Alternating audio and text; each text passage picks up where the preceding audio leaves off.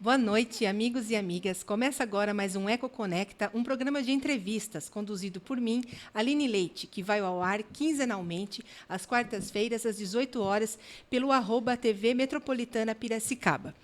E hoje, quando a gente fala em PCJ, muita gente pensa que está falando de uma única instituição. Mas, na prática, existe toda uma arquitetura de governança da água por trás dessa sigla. Para ajudar a traduzir isso e também entender o que representa a marca histórica de mais de 1 bilhão investido nas bacias, eu converso agora com o Sérgio Razeira, diretor-presidente da Agência das Bacias PCJ. Boa noite, Sérgio. Boa noite, minha amiga Aline. Estou muito feliz que consegui trazer você aqui. Eu também muito feliz de estar aqui. A gente que já trabalhou há muitos anos juntos, sim, né? A gente já se conhece há muitos anos e eu fiquei apaixonado pelo seu programa, assisti já vários. Que legal. E falei, também quero. E hoje estamos aqui. E a porta sempre aberta para vocês, para a família PCJ, para cada uma dessas instituições aqui que a gente vai sanar essa dúvida aqui hoje e falar de todas as ações, de toda essa história incrível que a agência tem feito, tudo que ela já escreveu ao longo desses anos aqui na nossa bacia. Sérgio, quando a gente fala em PCJ, do que exatamente a gente está falando? Eu sei que é a sigla dos rios, né? Piracicaba, Capivari e Jundiaí, e ainda existe muita confusão, né? Até mesmo com alguns universitários, acadêmicos, ainda existe isso, e não que isso seja uma prerrogativa para entender o que o PCJ faz, porque um esbarra no outro. Mas como que a agência, o consórcio, a ARES, o comitê, o GAEMA, carregam essa sigla e qual a diferença prática entre tudo isso? Bom, Aline, primeiro é isso que você falou, né? PCJ, o que são essas três letrinhas? São as três bacias hidrográficas que nós temos aqui na região, né? A bacia do rio Piracicaba, a bacia do rio Capivari e a bacia do rio Jundiaí. Por que a gente fala bacia? Porque tem uma cidade chamada Piracicaba, tem uma cidade chamada Capivari, tem uma cidade chamada Jundiaí. Sim. Mas existem rios. Sim. E existem as bacias hidrográficas. Então, veja, uma coisa é o rio Piracicaba, que esse nome, Rio Piracicaba, nós temos ele desde a foz do rio lá em Barra Bonita, né? Santa Maria da Serra, ali onde o rio Piracicaba, a foz dele no rio Tietê. Então, de Santa Maria da Serra até Americana, divisa de Americana com Limeira, o nome é Piracicaba. Certo. Dali para cima, nós temos o rio Atibaia, nós temos o rio Jaguari. Se você seguir, vamos imaginar assim, uma viagem de barco, aqui virtual, subindo o rio. Então, a gente chama Piracicaba até Americana, depois a gente pegando o braço, por exemplo, do Jaguari, a gente vai até lá na divisa de estado com Minas Gerais. A gente ultrapassa, na verdade, a divisa de estado, lá na cidade de Extrema.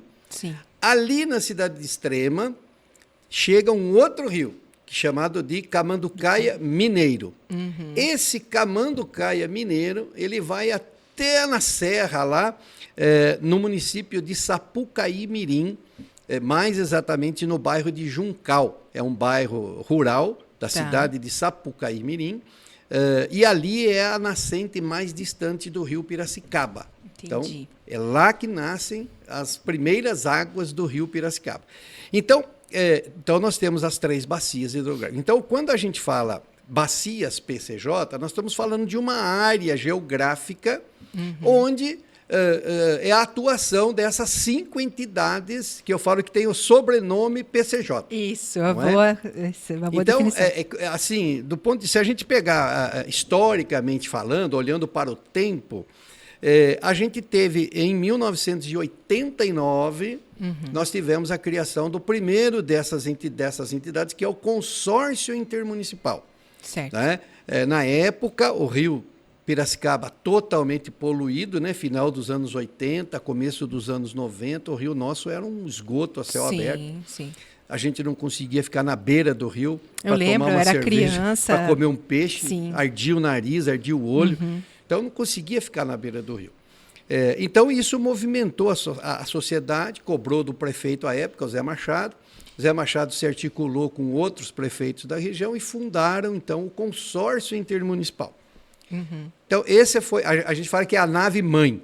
Né? A nave-mãe, a primeira de todas, é o consórcio intermunicipal. Que é formado por municípios e depois grandes empresas. Grandes empresas. Mas no começo só municípios. E aí, qual foi o primeiro grande desafio do consórcio intermunicipal? Mudar a lei. Por quê? Porque a lei, naquela época, quando se tratava de gestão de água, gestão de rios, ela era centralizada na mão de um órgão do Estado chamado DAEE, Departamento de Águas e Energia Elétrica, que hoje se transformou na SP Águas, e num departamento lá em Brasília que chamava DINAI, Departamento Nacional de Águas e Energia Elétrica. Por quê? Naquela época, a grande preocupação era justamente a geração de energia elétrica. A água, basicamente, era para gerar energia elétrica e para irrigação, que é o maior uso da água até hoje, né? No Brasil, no Estado, mas não é no PCJ, mas no Brasil e no Estado, o maior usuário das águas é a irrigação e a geração de energia elétrica. Então, conseguimos mudar a lei por uma série de questões, não foi só por causa da criação do consórcio, mas outras entidades a nível nacional participaram dessa luta.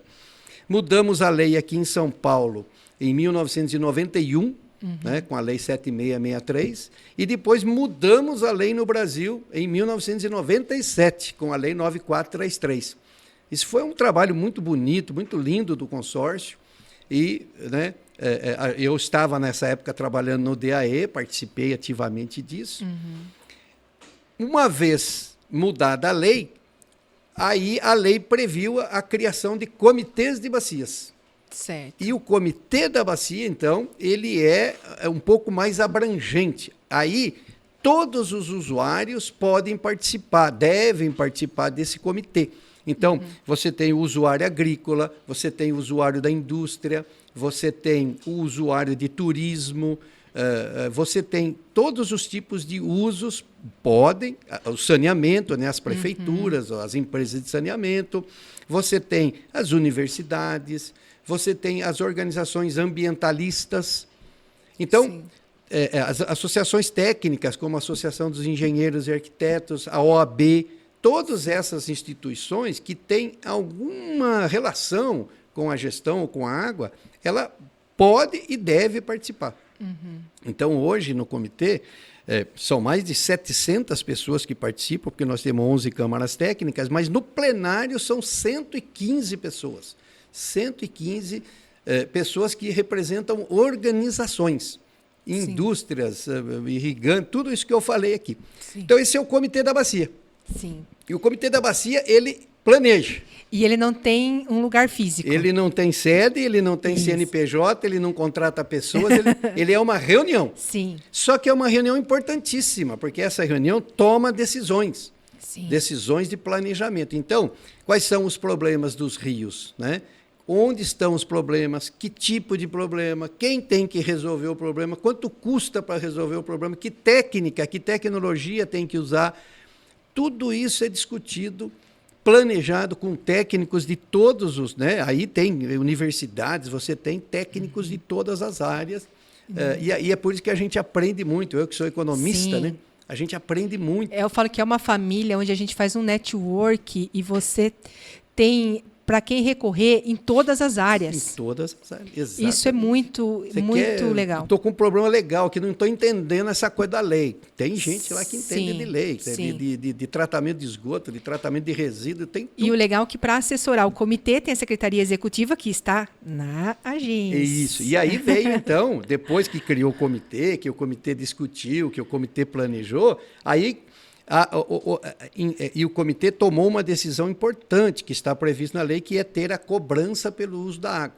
Hoje, no Brasil todo, praticamente tem cobrança pelo uso da água, exceto lá no norte, realmente, mas de resto todo o Brasil tem cobrança. E essa cobrança pelo uso da água, como o comitê não tem CNPJ, não pode administrar o dinheiro, quem administra esse dinheiro para o comitê é essa entidade que eu hoje... tenho a honra de presidir, né, que se chama Fundação Agência das Bacias PCJ. Que esse recurso entra e a gente então aplica segundo a decisão do comitê. É ele que decide como que a gente vai aplicar, onde vai aplicar, que tipo de atividade.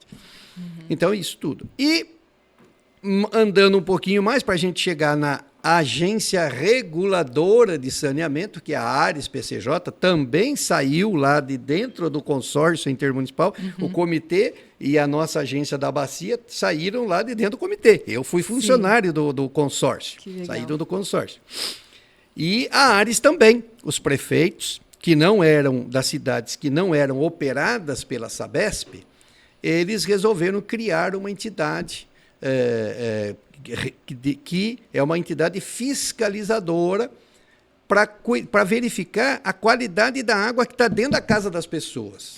Nós, lá no comitê e na agência, a gente não lida com a questão da água tratada dentro da casa das pessoas. Sim. Mas a gente cuida do rio, da água bruta, como a gente costuma dizer. Então, essa agência reguladora, que é a ARES PCJ, ela faz esse papel de fiscal.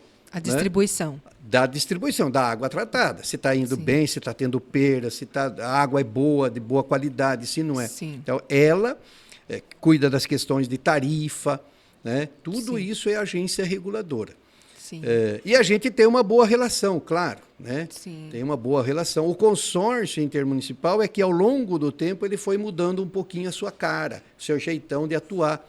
Porque com o surgimento do comitê, ele ganhou um papel muito mais de desenvolver algumas ações do que propriamente de trabalhar esse planejamento que passou a ser feito pelo comitê. Entendeu? Entendi. Então, todos nós temos muito claro o que cada um tem que fazer e a gente se articula, trabalha junto para um não invadir a área do outro. Sim.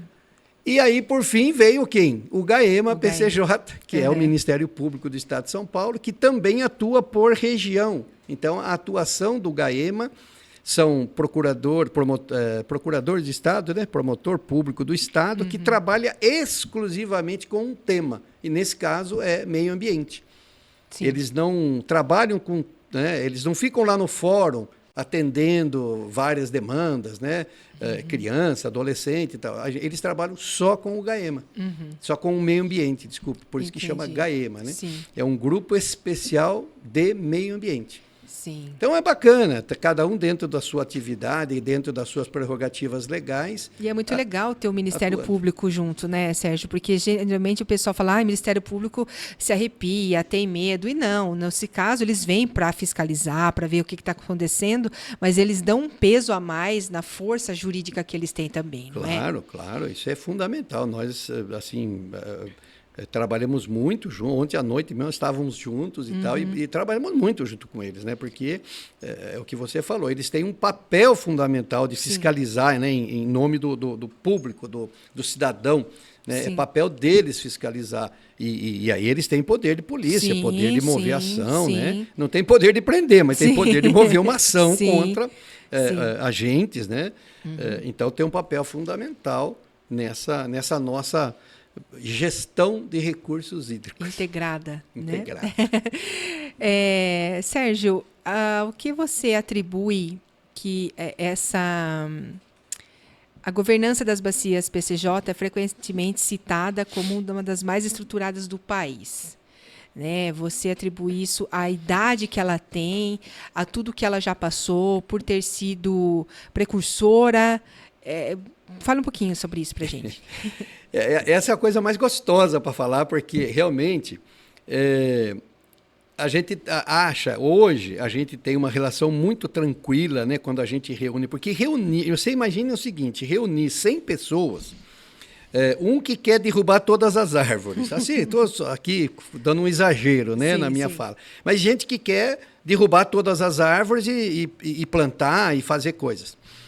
O outro que não quer que derrube nenhuma árvore, né? Eu quero tudo e não pode nada. Fazer essa mediação. Isso, eu quero tirar mais água, não pode tirar mais nada de água. Então, o comitê é um espaço onde essas pessoas que defendem interesses legítimos, não são interesses escusos, gente que faz acordo, tenta corromper pessoas, não é isso. empresas, entidades que têm direitos legítimos previstos em lei. Quando a gente se reúne, no início era realmente uma discussão muito difícil, porque cada um queria, né, puxar a brasa para sua sardinha. Sim. E o que aconteceu, então, ao longo desse tempo? Ao longo desse tempo, o que a gente conseguiu fazer foi trazer boas informações e, com base em informações verídicas, em informações corretas, porque o que acontece também? Todo mundo produz informação, a prefeitura, a universidade, o governo do estado, mas cada um guarda para si. Sim. Não disponibiliza para a sociedade. Então, quando a gente vai discutir um assunto, cada um traz uma informação. Ó, para mim pode tudo. Para mim não pode nada. Então, essa foi a primeira coisa que a gente trabalhou, a questão da informação. Né? Momento em que a gente sentava numa mesa e falava assim, gente, a informação é essa. Não adianta você vir falar para mim que é mais 10 ou menos 50. Não é isso. A informação que a gente tem é essa. E é essa informação que a gente vai trabalhar. E a partir daí você vai construindo uma relação de confiança em que aqueles que eram muito divergentes começam a se aproximar. Não vai falar exatamente a mesma língua, Sim. mas já começa a se aproximar. Por quê? Porque a nossa situação lá no final dos anos 80 era muito ruim. Né? O Rio estava morto. Sim. Hoje ele está melhor. Nós não salvamos o Rio ainda. Sim. Não salvamos. Mas ele já está muito melhor perto lá dos anos 80. Então, mas naquela época era muito ruim. Então a gente precisava dar, se não dava para dar 2 passos, dava 1. Se não dava para dar 1 passo, dava meio. Mas todo mundo tinha que estar junto. Porque esse é um aspecto legal também do Comitê PCJ, por isso que ele é diferente dos outros comitês do Brasil, porque aqui a gente nunca buscou essa história de... na democracia, você põe um assunto lá para votar, a maioria ganha, quem perdeu, baixa a bola e vai para casa. Engole e fica quieto. Isso. E o que esse cara que perdeu a votação vai fazer? Ele vai ajudar a trabalhar? Não. Ele vai fazer o quê? Botar casca de banana para você escorregar. Ele vai remar contra. Sim. Então, essa foi uma decisão sábia do Comitê PCJ desde o seu início. Gastar o tempo, não é perder tempo, é gastar o tempo para conversar, para trazer, para tentar explicar para as pessoas, para que a gente pudesse ter consenso. Não é unanimidade. Não é unanimidade. A gente nunca buscou a unanimidade. A gente buscou sempre o consenso. Ou seja, a grande maioria das pessoas, das instituições, concordarem com aquilo que ia fazer, com o passo que ia ser dado. Certo. Para quê? Para que a pessoa não saísse de lá e fosse trabalhar contra.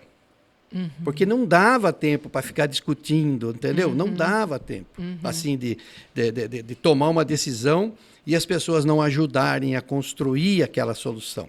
Nós tínhamos que todo mundo remar para o mesmo lado. E isso foi uma coisa bacana.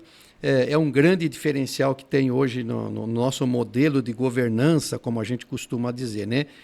Antes, qualquer tema, qualquer assunto, do mais simples ao mais complicado, antes de ir para a plenária, ele vai para uma Câmara Técnica chamada Câmara Técnica de Planejamento.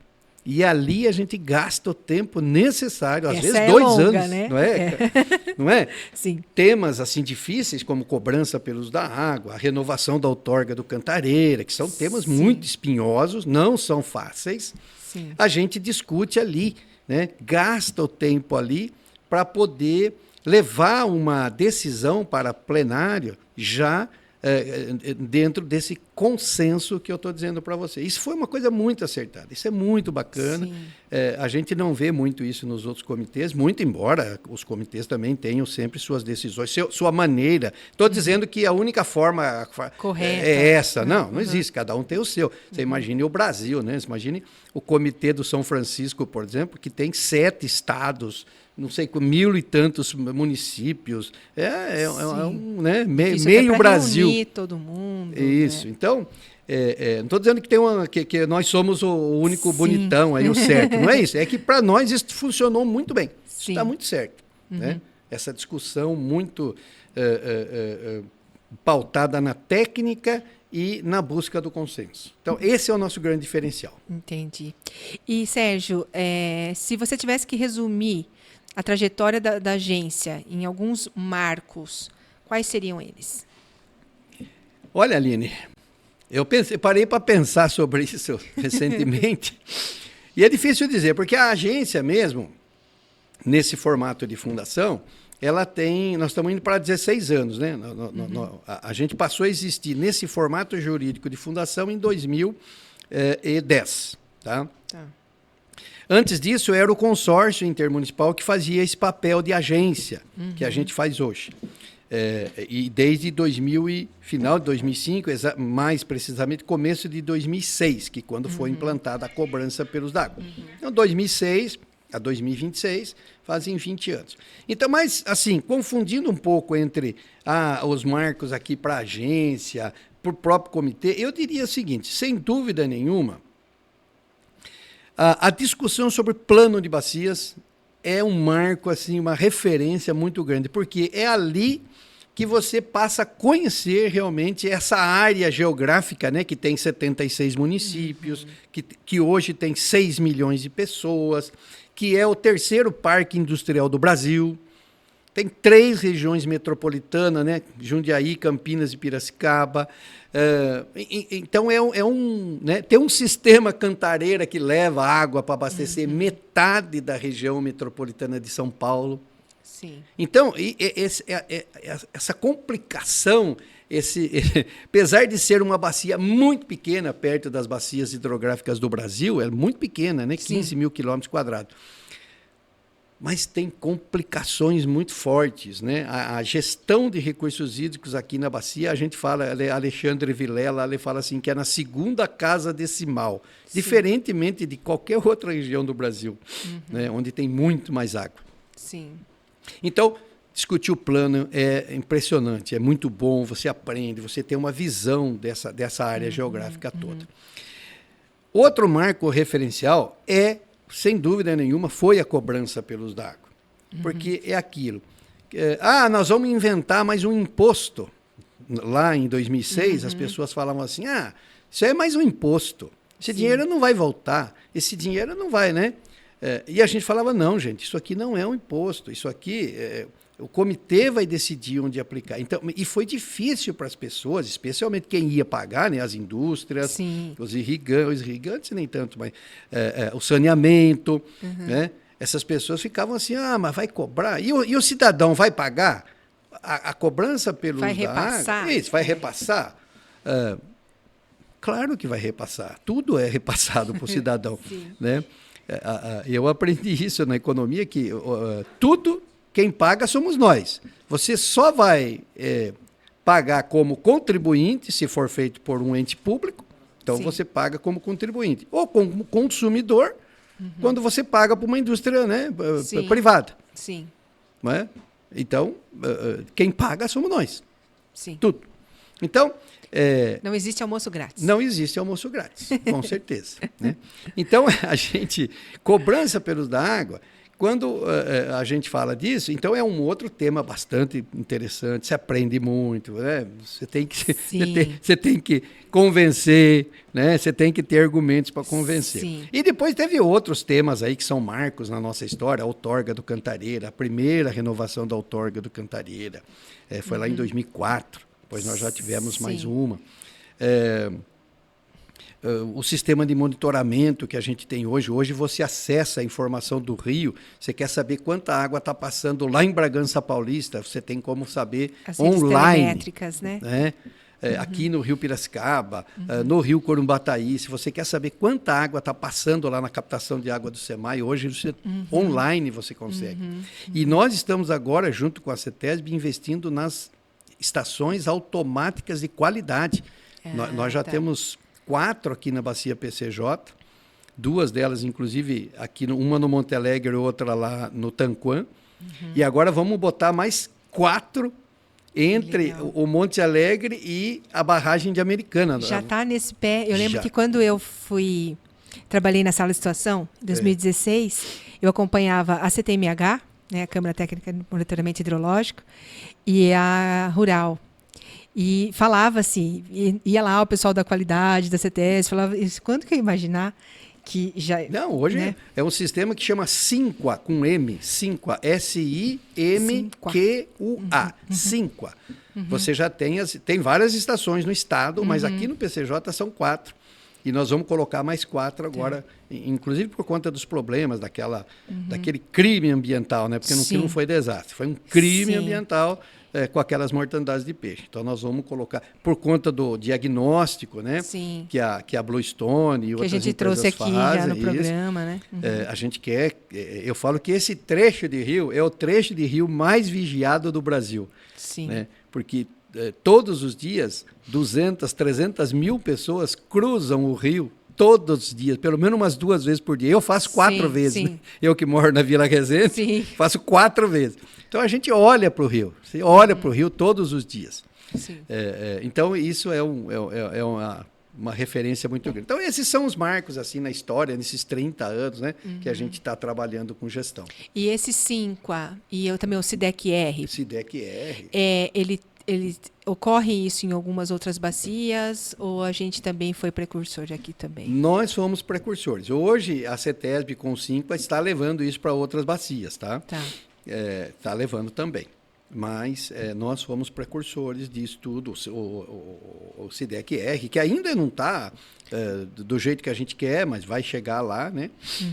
Mas temos outras, né? O monitoramento de quantidade da água hoje é uma das bacias mais monitoradas do Brasil. Sérgio, sobre momento crítico, né? Crise hídrica, conflito pelo uso da água, ou gargalo de saneamento que tenha mudado a forma de gestão na região.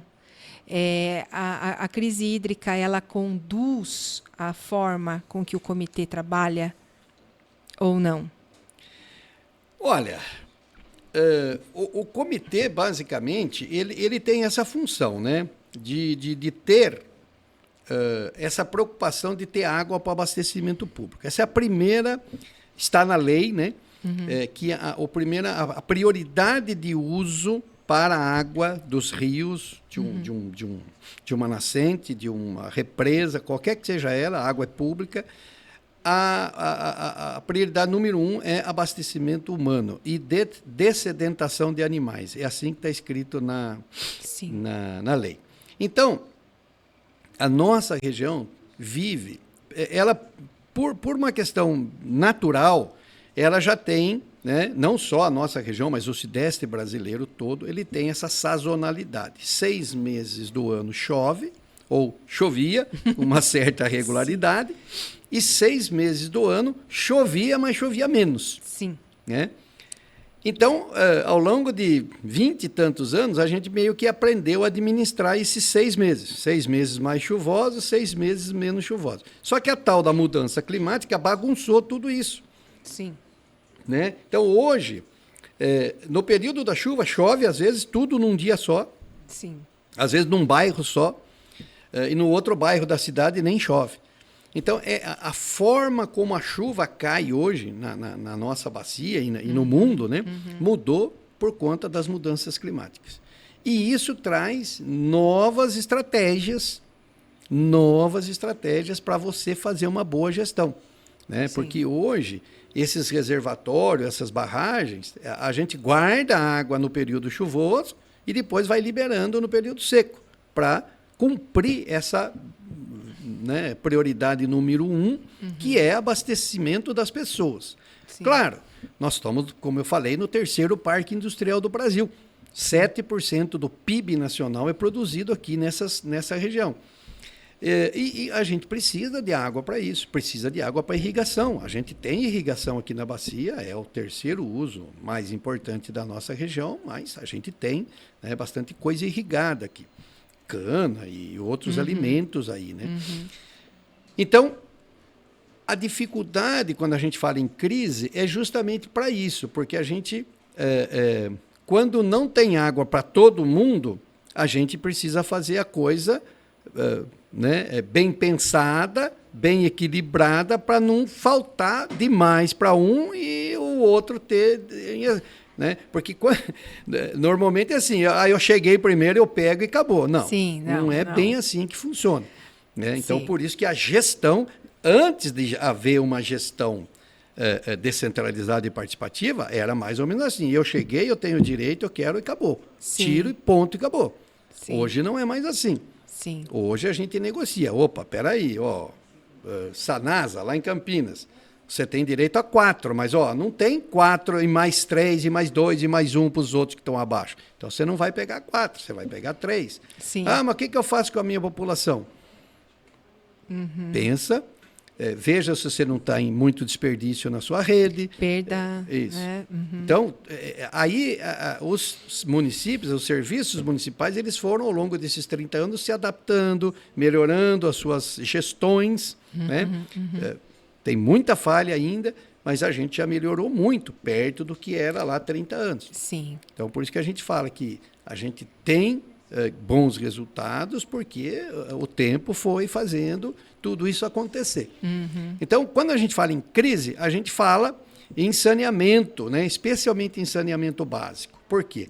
Porque um dos maiores problemas nossos, apesar de não ter mais, nós hoje, nesses 76 municípios, nesses 6 milhões de habitantes, nós temos aí 90% de coleta do esgoto, e nós temos praticamente 85% do esgoto sendo tratado.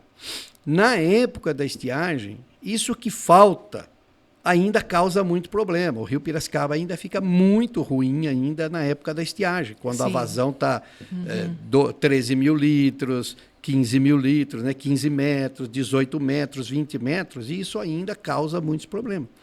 E pior que isso, você sabe muito bem disso porque você é da área. As nossas estações de tratamento de esgoto, ela remove a carga orgânica, mas ela não remove o nutriente, ou seja, o nitrogênio e o fósforo. E esse nitrogênio e o fósforo alimentam as plantas. E a planta retira o oxigênio da água. Sim. Então o peixe morre por falta de oxigênio. Ele não morre porque ele foi contaminado. Né, Sérgio? Eles competem. Tem muita gente que fala, está contaminado. Não está contaminado. Faltou oxigênio na água. E aí morre. Quando tem muito sol, muita insolação, vazão baixa. Sim. O nitrogênio está lá. Então, por isso que, diferentemente de todas as outras partes do Brasil, a nossa região, o nosso plano de bacias já prevê que os municípios têm que tratar e remover esses nutrientes. Que é o tratamento terciário. Que é o tratamento terciário. Sim. Né? E aí eu cito aqui um grande exemplo na nossa bacia. Campinas, hoje, 1.200.000 habitantes, a gente chamava Campinas de maior poluidor da bacia, porque era, de fato, o maior poluidor da bacia, porque ele não tratava esgoto nenhum. Assim como Piracicaba, assim como Limeira, assim como todos os outros municípios. Hoje, Campinas coleta e trata perto de 100%, não é bem 100% ainda mais, e trata com uma tecnologia que é essa terciária, que é a melhor, que é uma das mais avançadas do mundo. Que legal. Então, Campinas hoje está num nível, em relação aos outros municípios, que é muito superior. Sim. Então, é isso que é bacana a gente ver, entendeu? Exemplos, uma empresa bons exemplos, pública, né? uma empresa pública municipal que é o exemplo do Brasil hoje. Sanasa? Sanasa. Sim. Sanasa. Tiremos o chapéu para a Sanasa. Sérgio, agora vamos falar de uma notícia que saiu nas mídias e que eu acho que é super importante trazer aqui para o programa, que é a marca de 1 bilhão investido em recursos hídricos dentro da nossa bacia. É uma marca simbólica, né? Não é poucos reais, né? A gente está falando de bastante dinheiro. E o que esse número representa na prática para a população, para quem está nos ouvindo, como entender esse investimento na nossa bacia? Aline, tenho muito orgulho de falar dessa marca, tá? Tenho realmente assim, né, um orgulho muito forte disso, porque Sim. eu estou há 40 anos trabalhando nisso, né? É quase um filho, né? Sim. Uma filha, né? Porque eu tenho 2. Mas 1 bilhão, também como bom piracicabano que eu sou, a gente podia dizer assim, 1 bilhão de reais, para isso tudo que a gente está fazendo, é dinheiro de pinga, é uma titica, né? Tá. você sabe muito bem quanto custa, né, coletar e tratar esgoto, quanto Sim. custa proteger o meio ambiente, quanto custa combater as perdas, né, o desperdício na rede de distribuição de água das cidades. Isso tudo é muito caro. Então, o que esse 1 bilhão significa? E por que o Sérgio está falando que ele tem tanto orgulho? Porque aqui nós usamos uma estratégia que foi justamente usar esse dinheiro, não para fazer as obras, porque as obras são muito caras, mas nós usamos a estratégia de fazer bons projetos. Porque você trabalha no município e sabe, né? O prefeito, quando ele sai daqui da cidade e vai para conversar com o governador, ou vai conversar com o ministro, eu preciso de dinheiro para fazer o tratamento de esgoto da minha cidade. Ah, tá. Cadê o projeto? Sim. Essa é a primeira pergunta. Não é quanto você precisa. Ninguém pergunta quanto você precisa. Pergunta, você tem um projeto? Porque o projeto vai falar quanto você precisa. Sim. Então, a gente aprendeu isso muito cedo e a gente gastou, então, todo o dinheirinho que foi entrando ao longo desses 20 anos de cobrança, porque antes tinha um pouquinho, mas quase 30 anos já.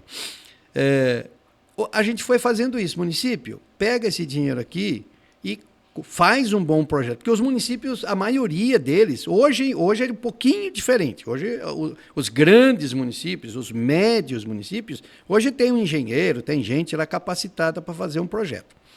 Mas, naquela época, ninguém tinha. Nem o maior município nosso, que era Campinas, tinha gente lá competente para fazer um bom projeto. Então, o que a gente acabou fazendo? A gente acabou repassando dinheiro, né, porque essa cobrança pelo uso da água, a forma como a gente atua é repassar o dinheiro para a empresa de saneamento ou para o município contratar os projetos. E isso foi feito ao longo desses anos todos. E isso permitiu que os municípios, as empresas de saneamento, fossem elas privadas, fossem elas públicas, buscassem recursos. E aqui, Aline, que está o grande mote. Porque esse 1 bi da cobrança movimentou dezenas de outros bilhões. Sim. Né? Aqui na nossa região, Campinas, Jundiaí, Bragança Paulista, Limeira, Rio Claro. A gente está falando de cidades muito grandes, né? Cidades de 200, 300, 400 mil habitantes, que para fazer uma estação de tratamento de esgoto, né, gasta 200 milhões para fazer uma. Sim, sim. Né? E nós fizemos muitas estações. Hoje a maioria dos municípios tem as suas estações de tratamento de esgoto. Então, essa que foi a beleza do negócio. A estratégia que a gente usou, não para fazer a obra, porque o 1 bi não dava para fazer nenhum, dava para fazer 3 ou 4. Não dava para resolver o problema. Sim. Como que a gente resolveu? Incentivando a que tivesse bons projetos e esse bom projeto foi buscar alavancar outros bilhões. Eu quero dar um exemplo aqui também na área de proteção das nascentes, que nós Sim. temos uma estratégia no comitê, que foi muito intensificada a partir da crise de 2014. Né? A partir dali a gente passou realmente a se preocupar muito com isso. Não que a gente não se preocupava antes, mas não punha muito dinheiro nisso. De lá para cá, a gente também adotou essa estratégia. Faz um bom projeto para a propriedade, a gente chama de PIP, né? Projeto Sim. Integral da Propriedade, tudo que precisa fazer naquela propriedade para deixar ela ambientalmente correta, legalizada, o saneamento dela, né? Se a fossa dela está funcionando, se é boa, se não é boa, tudo isso. E aí o que a gente fez? O PCJ colocou até hoje, de 2015 para cá, 10 milhões de reais, só isso. Mas nós capturamos, nós buscamos, nós alavancamos outros 10 milhões de reais de empresas, por exemplo, de empresas e organizações como a SOS Mata Atlântica, como a Eixo, que é a concessionária aqui das rodovias da região, a Ode Papéis aqui de Piracicaba patrocina plantios hoje. Nós temos várias empresas, a Coca-Cola em Jundiaí, a Ambev em Jaguariúna. Sim. Então, isso tudo alavanca outros recursos. Sim. E é essa a estratégia, por isso que esse 1 bi é tão significativo para nós. Não é só ele, né? Ele alavanca. Fomenta, isso, ele fomenta outras atividades. E também os planos, né, Sérgio? Os planos municipais, né, de drenagem, É fundamental, né? que dá diretrizes, Que dá diretriz, dá norteamento. É isso. O que precisa fazer? Como é que eu atuo para resolver problemas de enchente, por exemplo? Eu tenho que estudar, né? A bacia ou a microbacia de um ribeirão dentro da cidade para poder entender por que está enchendo, por que está causando a enchente ali naquele lugar. Olhando aqui para Piracicaba, por exemplo, o Ribeirão Piracicamirim, o Ribeirão dos Marins, por que está enchendo ali naquele bairro? Sim. Né? Tem alguma coisa, ou alguma coisa atrapalhando o fluxo, ou, né, a gente impermeabilizou tudo, né? Então, isso tudo tem estudos aqui na região que permite o prefeito ir buscar dinheiro, porque são recursos muito grandes. A gente fala de recursos vultuosos, né? Necessário para resolver esses problemas. O dinheiro da cobrança não é suficiente, mas faz bons projetos e isso ajuda os municípios. Todo esse 1 bilhão que alavancou os outros tantos outros, ele vem diretamente da cobrança pelo uso da bacia? Da ou cobrança junta pelo uso com outro dinheiro, vai para o FEIDRO, volta? Você pode explicar para a gente um pouquinho essa dinâmica? Perfeito. Então, dentro dessa lei de gestão de recursos hídricos, a gente tem as cobranças estaduais. Então, nós aqui, a gente trabalha com a cobrança paulista, com a cobrança mineira, porque, como eu disse, a gente tem 5 municípios mineiros que fazem parte da nossa bacia, e tem a cobrança federal. Então, hoje, um usuário, vamos pegar aqui, por exemplo, o SEMAI. O SEMAI, ele capta água, 10% da água que abastece a cidade no rio Piracicaba e 90% no rio Corumbataí. O rio Corumbataí é um rio estadual, ele não é um rio federal. O que é um rio federal? É um rio que nasce em Minas... Que atravessa mais que um estado. Que atravessa mais do que um estado, ou que é divisa entre os estados, divisa entre países. Então, o rio Piracicaba, os braços chamados Piracicaba, o braço chamado Atibaia, o braço chamado Jaguari, eles nascem lá em Minas e, né, passam para São Paulo e tal, e chegam no Tietê. Por isso eles são considerados rios, não é a bacia. Só o rio é considerado federal. Então, o SEMAI, ele paga 2 boletos. Um para a cobrança estadual e o outro para a cobrança federal. Esse dinheiro que ele paga para a cobrança estadual, nós da agência emitimos o boleto para ele. O dinheiro vai para onde? Para a nossa conta? Não, ele vai para uma conta chamada FEIDRO, Fundo Estadual de Recursos Hídricos. Então, o SEMAI, quando ele paga a conta lá do SEMAI, lá do Corumbataí, vai para o FEIDRO. E esse FEIDRO faz o quê, Sérgio? Some com o dinheiro? Não. Esse dinheiro que vai lá no FEIDRO, 10% vem para a nossa conta, porque isso é custeio, ele vai pagar salário, as nossas viagens, os nossos móveis, os nossos aluguéis, etc. E 90% ficam para fazer os projetos. Então, o que o comitê decide onde vai aplicar o dinheiro, se vai repassar para Piracicaba, se vai repassar para Campinas, se vai plantar árvores, se vai fazer educação ambiental, o que vai fazer com esse dinheiro? Aprova os projetos, certo? 1 milhão para cá, 2 milhões para lá, 500 mil para cá. Isso tudo é formalizado numa reunião, né, pública, transparente. Não tem essa de que, porque o governador que mandou, o deputado que mandou. Não, na decisão do comitê ninguém manda, quem manda é o próprio comitê. Então, essa lista de obras e serviços que tem que ser feito vai lá para o FEIDRO. E o FEIDRO, então, opera esses contratos. Na cobrança federal é um pouco diferente. Um pouco não, é bastante diferente, porque no nível federal não tem um fundo nacional de recursos hídricos, não tem um fundo. Então, quando o SEMAI paga o boleto dele referente à captação que ele tem no rio Piracicaba, que é um rio federal, esse dinheiro vai lá para a conta da Agência Nacional de Águas, que é a ANA. Né? E a ANA, ela recebe lá, contabiliza lá e repassa todo mês para nós, né? Recebe no mês, repassa no outro mês. Não fica 1 centavo lá em Brasília. Esses tempos atrás aqui teve um problema lá em Brasília. Ela até foi uma discussão muito séria a nível de Brasil, mas não ficou nem 1 centavo lá. E esse sim, o 100% do dinheiro vem na nossa conta, uma conta corrente na Caixa Econômica aqui em Piracicaba. Então, esse dinheiro, a gente faz contrato com os municípios, a gente faz contrato com empresas para plantar árvore, enfim, tudo isso. Então, esse dinheiro federal é uma administração direta nossa. O FEHIDRA é um pouquinho diferente, porque a gente acompanha, a gente verifica tudo isso, mas os contratos são feitos lá com o fundo estadual. Tá? Então, mas o que importa é que quem decide onde vai o dinheiro é o comitê. Tá. Não é o governador, não é o presidente da República, não é o deputado, não é ninguém. Somos nós. O prefeito vem, pede, apresenta um projeto, tem que apresentar um projeto, senão também só na conversa não acontece.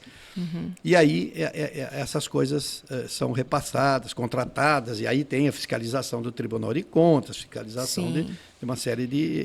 o Ministério Público. Então, esse dinheiro que fica guardado, esses 90% da cobrança estadual, a população, de uma forma geral, ela consegue visualizar esse montante? Quanto tem? Consegue.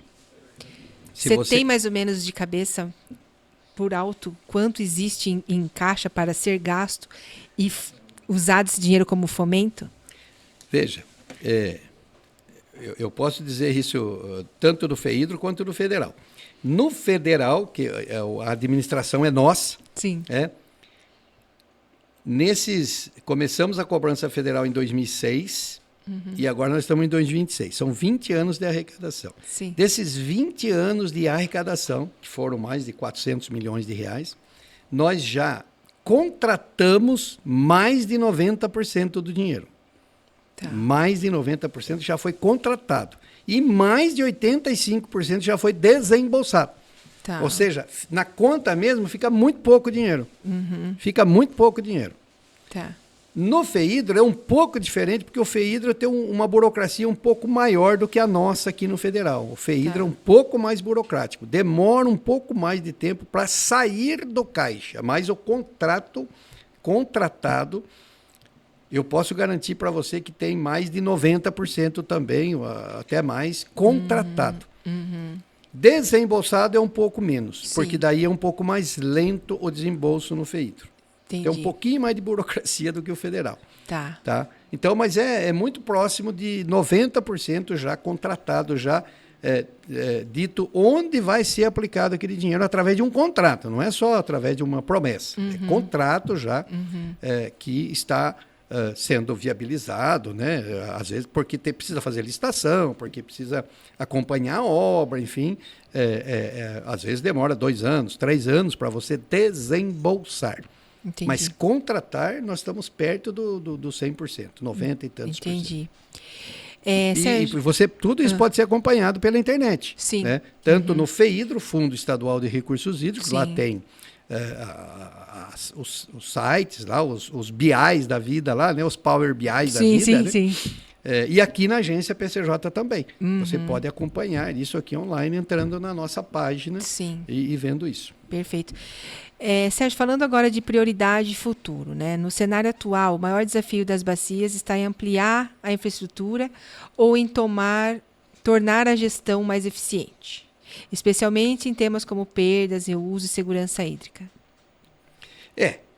Veja, você falou algumas coisas aí, né, em termos de prioridade, que continuam sendo fundamentais para nós, né? Sim. Ao longo desses 30 anos, a gente incentivou muito a coleta e o tratamento do esgoto, porque esse era o maior problema, né? A gente tinha pouca água no rio e essa pouca água estava muito poluída. Sim. Hoje, volto a dizer, eu sempre gosto de bater nessa tecla. Melhorou muito, mas não salvamos o rio ainda. Sim. Mas já melhoramos muito. Então, e a gente sabe que tem alguns municípios muito próximos da gente aqui, que a gente tem muitos problemas todos os dias, né? Se fala muito desses municípios, que não coleta esgoto, que não trata esgoto, que é isso, que é aquilo, né? E de fato, então é muito difícil você obrigar um prefeito a tratar esgoto. Não é fácil, apesar de ser lei, apesar de ser obrigado, apesar de... Nem nós, nem Ministério Público, nem CETESB, nem ninguém consegue, que nem eu falo, botar o guiso na cabeça do gato. Não consegue, é difícil. Todo mundo faz a sua parte, né? Mas não é difícil. Então, primeira questão nossa ainda é coletar e tratar esgoto. estamos muito próximo aí do que a gente hoje fala de universalizar, né? Sim. Que é o que está na lei. Estamos muito próximos, alguns municípios já estão universalizados, outros ainda não, mas estamos muito próximos disso. Mas também tem essa questão das perdas da água. Então você tira a água do rio, trata, põe produto químico, põe, né, bombeamento, põe energia elétrica e depois a água se perde por vazamento. Isso é né, inadmissível, né? Inadmissível ainda, 40%, 50% de perdas, né? Não dá, né? Nenhuma empresa sobrevive perdendo 50% daquilo que produz. Sim. Mas o saneamento, infelizmente, ficou ainda para trás um pouco nesses quesitos de eficiência, né? Estamos melhorando? Estamos melhorando, mas é um trabalho lento, complicado. Por quê? Porque não tem dinheiro. Não tem dinheiro na praça. O governo do estado não põe tanto dinheiro assim nessa área. O governo federal não põe tanto dinheiro assim nessa área. Sim. Né? Então, e as tarifas? A gente sabe que dói aumentar a tarifa de água. A gente sabe que dói. Mas é isso que financia essas obras, esse saneamento. Quem não tem tarifa fica à mercê de buscar dinheiro em Brasília, buscar dinheiro no governo estadual, porque não tem onde arrecadar, não tem onde tirar. Então, tratar esgoto, combater desperdício, proteger as nossas nascentes. Sim, isso né? é fundamental. A gente sabe que isso é fundamental. Ontem, inclusive, nós fomos cobrados isso lá na audiência pública que teve ontem na Câmara, né? Ah, por que não vai fazer plantio de árvore para proteger nascentes? Porque eu falei assim, porque aqui na bacia, nesses 76 municípios, o último dado que a gente tem, ainda um dado bem antigo, 2015 por aí, dizia que nós tínhamos 37 mil propriedades agrícolas produtivas. 37 mil. Como é que eu entro em 37 mil propriedades privadas? Num ponto que eu... Você sabe o que é isso? Eu sempre toco nesse ponto. Como chegar nele? Isso. Então eu tenho que convencer. O que eu vou fazer? Vou falar lá, senhor, vai ser de graça, porque quando a gente entra numa propriedade, aqui eu vou citar o exemplo de Analândia, mas nós temos aqui em Charqueada também, 18 propriedades lá em Analândia, 18 propriedades. Nós plantamos lá, Aline, 250 mil árvores. Nossa. Fizemos 30 quilômetros de cerca dentro de propriedades privadas. Tudo de graça. Os proprietários não pagaram um tostão. Né? Trocamos a fossa dele por uma fossa moderna, eficiente, né? Tudo isso. Mas são 18 propriedades. Quantas tem em Analândia? Sei lá umas 300, 400, não sei quantas tem. Eu até hoje consegui um. Percebe? Em 5 anos. Porque você tem que convencer, porque as pessoas têm lá o estilo dele, o jeito dele. A gente fala que depois que você faz numa propriedade, o vizinho vê, ele fala, opa, não, ficou bonito, hein? Né? Aí a gente fala de dispersão por inveja. Né? Eu falo que assim, o meu gado ainda tem comida para comer, né? Não vai faltar, né? Então, isso tudo a gente está fazendo, mas a gente tem bastante já, não é pouco, sabe? Eu estou falando aqui em Analândia, estou falando em aqui 30 propriedades em Charqueada, 100 propriedades, pequenas propriedades ali em Limeira. Nós estamos com 4 áreas ali em Rio Claro, que dá no total, acho que também umas 80, 100 propriedades em Rio Claro. Nós temos em Jaguariúna, em Jundiaí, nós estamos em Arthur Nogueira, nós estamos lá no extremo sul de Minas, lá em Camanducaia, o Extrema, que é o maior exemplo, né? O projeto mais bonito e mais premiado do Brasil, de pagamento por serviços ambientais em Extrema. É um dinheiro quase que da prefeitura. No começo a gente botou dinheiro lá, 15 anos atrás. Hoje eles não precisam mais do nosso dinheiro. Sim. Né? Mas, enfim, temos muita coisa acontecendo. Mas é o que eu falo, você tem que convencer as pessoas. É o que eu falei aqui. Sim. Como é que eu obrigo um prefeito a tratar esgoto? Como? Ameaçando ele de ir para a cadeia? Já foi feito, não resolve. Ou o proprietário deixar você entrar para proteger a nascente. É difícil, né? Não é fácil. É um desafio. E, assim, a gente tem que tirar milhões de chapéu para vocês, né? Para a agência, para a equipe que vocês têm lá. que já me atendeu muitas vezes, já atendeu muitos municípios que eu conheço. Não é um trabalho fácil, mas tem que começar, né, Sérgio? Sim, tem que claro. começar, senão não sai do lugar, né? E assim, eu queria te perguntar, depois dessa marca de 1 bilhão, qual é a próxima meta que realmente importa para o futuro das bacias? A luta continua, né, amiga? A luta continua, porque a gente, né, assim, a gente sabe que, como eu disse aqui, tratar o esgoto, que foi essa primeira grande... Lá nos anos 80, lá 30 anos atrás, se alguém falasse para mim, Sérgio, ó, daqui 30 anos a gente vai conseguir coletar e tratar o esgoto de 90% da população. E eu falava, você é mentiroso. Uhum. Nós conseguimos. Uhum. Resolveu o problema? Em parte. Hoje, é o que a gente falou, a gente precisa mudar o sistema agora para um terciário. Isso significa gastar outros dezenas de bilhões, porque precisa mudar a metodologia lá da estação de tratamento de esgoto, que custa outro tanto Às vezes a área física também. Às vezes a área física... Relicenciar tudo de novo. É muito complicado. Você mudar a tecnologia, né? Fazer o tal do retrofit que a turma fala, que é você mudar a tecnologia que você está usando ali na sua estação de tratamento de esgoto, é um outro custo tão caro quanto foi implantar aquela estação. Quanto fazer do zero. Quanto fazer do zero. São dezenas de bilhões de reais. Mas a gente não pode desistir, porque senão o nosso rio nunca vai estar em condições. Sim. Não é? De usar cada vez, porque a gente fala assim, ó, Piracicaba, o que acontece? Quando chega na época da estiagem, o SEMAI não consegue tratar a água do rio Piracicaba. Por que não consegue? Porque não tem tecnologia no mercado? Não, tecnologia no mercado tem, porque custa muito caro. Custa muito caro. Ou, quando você tenta tratar aquela água, você tem que usar uma quantidade enorme de cloro. Você tem que, aqui no nosso caso aqui, aí o que o SEMAI faz? Ele bombeia a água lá do rio Corumbataí para a estação aqui no centro da cidade. Sim. Então é energia elétrica.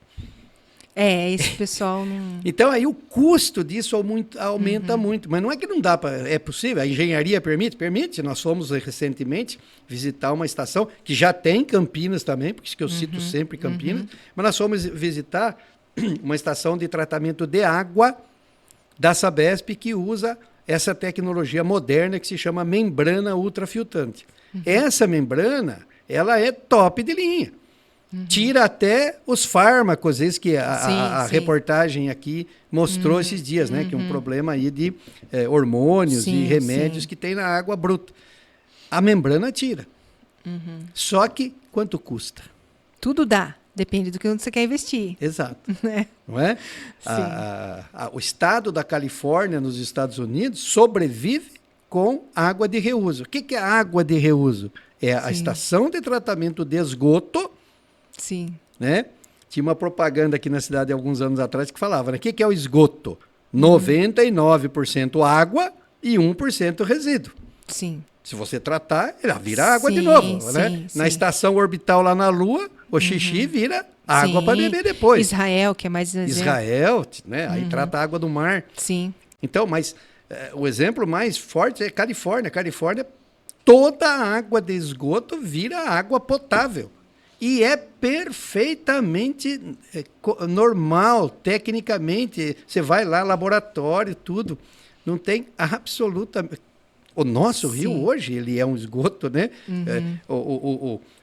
Até outro dia, a água, o esgoto de uma cidade sem tratamento ia para o rio e a cidade de baixo pegava aquela água. E tratava quase que um esgoto. Sim. Hoje está um pouquinho melhor, mas é o que eu falo, aqui em Piracicaba, na época da estiagem, ainda está muito poluído. Sim. Então isso tudo custa muito. Então o futuro, Aline, é continuar tratando esgoto, continuar combatendo perdas, continuar protegendo nossos mananciais, porque não tem outra receita, não tem o que fazer. Tem milagre, né? É mudar a tecnologia, é usar a inteligência humana, é usar a engenharia, o desenvolvimento para fazer cada vez melhor, para a gente poder ter condições de sobreviver. Sim. Não tem milagre. Sérgio, agora deixo com você um último recado para a população, para a comunidade científica, para os municípios, para quem você quiser. Olha, eu gosto muito, eu fico sempre muito empolgado quando eu falo dessa nossa luta, né, de 30 e tantos anos, que vai... E aqui também, muito rapidamente contar, né? De onde surgiu? A gente tira algum aprendizado de outro país, de outro lugar? Sim, a gente citou aqui a Califórnia, mas a gente tira muito exemplo da França. Sim. Né? Onde a gente costuma dizer que foi copiado o nosso modelo de gestão, foi da França. A França tem 60 anos de gestão de recursos hídricos, 60 anos. Isso que a gente começou a fazer aqui nos anos 90, eles começaram lá em 1960. O que aconteceu lá na França? E lá, a cobrança pelo uso da água arrecada muito dinheiro. Né? Só para você ter uma ideia, a agência do Loire-Bretagne, que é parceira nossa, né? Que a gente tem parceria, ela arrecada 12 bilhões de euros por ano. Nossa. 12 bilhões de euros por ano. Então, ela, né, banca realmente as estações de tratamento. Tal. Então, veja, com muito planejamento, com muita questão, eles despoluíram o rio Sena-Normandia, na França. Eles despoluíram o rio. Aí, o ano passado, lá nas Olimpíadas de Paris, foi lá fazer... Né, Paris tinha uma lei que proibia as pessoas de entrar na água do rio. Sim. As pessoas podiam entrar de barco, mas nadar no rio não podia, era lei, tomava multa. Sim. Aí, por conta das Olimpíadas, falaram, não, o rio está despoluído e nós vamos fazer as provas de natação no rio. Né? O prefeito da cidade, a prefeita, ela não sei Foi quem lá. lá, mas não sei quem, uns dias antes lá, assinou uma lei dizendo que estava liberado o rio para nadar, todos os cidadãos, e eles entraram na água do rio, para mostrar que estava ok. Aí, 15 dias depois, 20 dias depois, teve a prova de natação. Um monte de atleta ficou contaminado, ficou doente. Aí o pessoal falou, mas por quê? O que aconteceu? Que fiasco. Porque exatamente na véspera da prova, choveu em Paris. Arrastou tudo que estava na rede pluvial. Tudo quanto é porcaria que tem. Estava na pluvial. Então, naquele dia, no dia seguinte ao da chuva, não poderia ter ocorrido, porque estava realmente com muita carga poluidora, chamada de carga difusa. Difusa. Sim. Então, hoje, a França, nós fomos lá o ano passado, eles estão muito preocupados com pesticidas ou agrotóxicos. Sim. Eles estão muito preocupados com isso, porque essas substâncias são cancerígenas. E lá o tratamento de esgoto realmente é muito bom. Lá é espetacular a coleta e o tratamento do esgoto doméstico. Mas ainda esses complicou. Então, olhando para isso, para esses exemplos, a gente fala assim, gestão de recursos hídricos, despoluição de uma bacia, como eu gosto ainda, sou dos antigos, ainda gosto de falar de despoluir a bacia, a gente sabe o dia que começou, mas não tem mais data para parar. Porque se parar, acontece o que aconteceu lá na Inglaterra, lá no Tâmisa, que é outro grande exemplo. Foi despoluído, porque fizeram um monte de obras, tirou esgoto, tratou esgoto, e depois não tem gestão. Foi abandonando, o rio Tâmisa está poluído de novo. Então, nossa luta é constante e ad eterno. Por isso a gente precisa que mais gente participe, que os jovens venham. Né? Eu falo que o nosso comitê tem 12 câmaras técnicas. Qualquer pessoa pode participar. Qualquer pessoa. Quem gosta de educação ambiental vai na Câmara Técnica de Educação Ambiental. Quem gosta de água subterrânea vai na água subterrânea. Quem é do meio rural, da indústria. Cada um tem o seu nicho lá para comer. Então, as pessoas precisam prestar atenção nisso, precisam nos ajudar. Essa é a minha mensagem. Obrigada, Sérgio. Muito obrigada por você ter vindo aqui conversar com a gente. Foi extremamente esclarecedor, quem está nos ouvindo, com certeza. E fica aqui essa mensagem, pode ser acessada depois, pode disparar para os seus contatos também. Eu ficaria muito, muito grata. E o EcoConecta fica aqui, sempre de porta aberta para o PCJ todo. Pode passar notícia boa, a gente conta, né? Com certeza. Pode passar para os outros membros, para as outras instituições. Eu gostaria muito de atendê-los novamente e para falar de outros projetos também. Muito obrigada, Sérgio. Obrigado a você, Aline. Admiro muito o seu trabalho também, pessoal. E mais agora nesse desafio aqui de comunicação. Sim. Eu acho que você é uma pessoa de garra, de luta. Então, eu desejo tudo de bom para você também. E muito obrigado pelo espaço. Imagina, eu que agradeço. Obrigado. O EcoConecta fica aqui e vai ao ar quinzenalmente às quartas-feiras, às 18 horas, pelo TV Metropolitana Piracicaba. Eu comecei como mesário em 1974. Em 2026, eu quero ser mesária pela primeira vez. É importante contribuir para todo mundo ter eleições justas. A gente se sente útil e valorizado. É muito gratificante. Seja mesária ou mesário voluntário. A democracia nós fazemos juntos. Justiça Eleitoral, a justiça da democracia. Já começou o Refis 2026, o programa que vai zerar multas e juros para você zerar suas dívidas com a Prefeitura, SEMAI e habitação. É uma oportunidade única. Até 100% de descontos nas multas e nos juros. Parcelamento em até 120 vezes. E desconto no IPTU para quem aderir ao Refis até 20 de março. Todas essas vantagens valem para pessoas e empresas. Zere as suas dívidas. Aproveite o Refis 2026.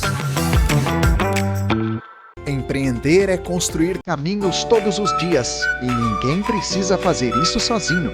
A Associação Comercial e Industrial de Piracicaba é o ponto de encontro de quem trabalha e acredita na força dos negócios. É na ACIP que mais de 7.600 empresas se conectam, ampliando relacionamentos e fortalecendo negócios. E desses encontros nascem as histórias que fazem Piracicaba crescer. ACIP, conectar para fortalecer. Para identificar ligações irregulares, quando a rede pluvial está diretamente ligada na rede de esgoto, causa de muitos extravasamentos, a Mirante utiliza testes de fumaça, uma técnica simples que não oferece nenhum risco à saúde humana ou de animais.